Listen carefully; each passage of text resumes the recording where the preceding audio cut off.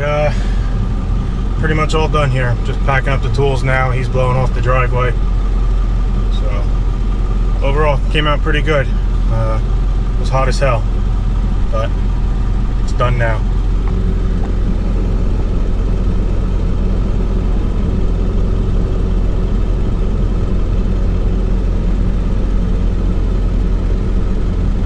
This job is actually a pretty good example to use for some of you newer guys in the business, or even younger guys that just really don't have experience pricing things or really talking to people, for that matter, about money. I know when I first started, it was pretty hard to be 22 years old and, you know, giving a 50-year-old guy a price for something. You know, this guy, old enough to be my dad, he knows more about money than I do, and how it can work in your favor and how it can't. But anyways,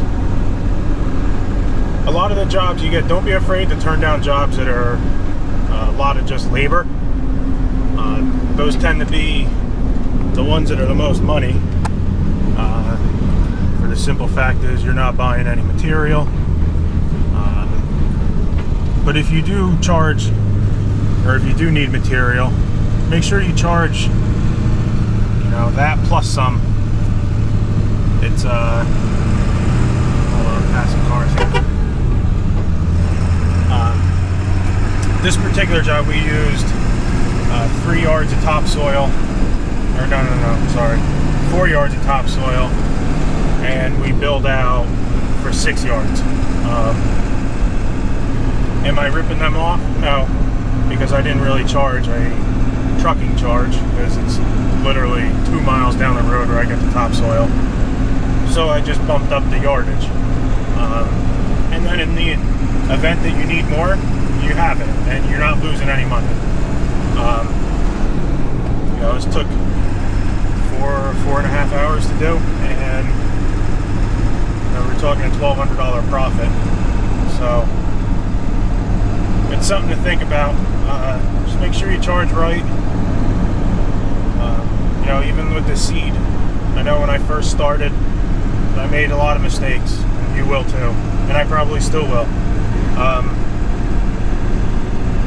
If I had a 100-pound bag of seed that used at another job, and I only used, say, 5 pounds of seed, I would never charge that next person because I already had it. But now I charge this lady $70 to put this seed down. So this 100-pound bag, this bag's already been bought 4 or 5 times now through different jobs, and it's still the same bag of seed.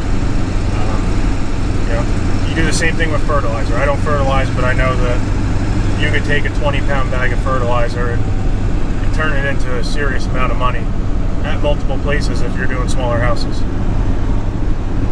So, again, know your numbers. Don't be afraid to charge what you're worth. Sometimes I'll give someone an estimate that's pretty high, knowing that they're going to try to talk me down. You're always going to get the customers that want a deal and all that. So it's simple. Charge a little higher than what the job has to be. And then when they say, oh, can we talk it down? Or, you know, can you take $100 off? If it means getting the job, you take $100 off, then you're still right back down to the number that you wanted originally. So always just mark it up just a little bit and give that leeway room. And then they feel great and you're still getting the same amount. So it's all little tricks that you learn as you go, and I'm still learning. So hope you enjoyed.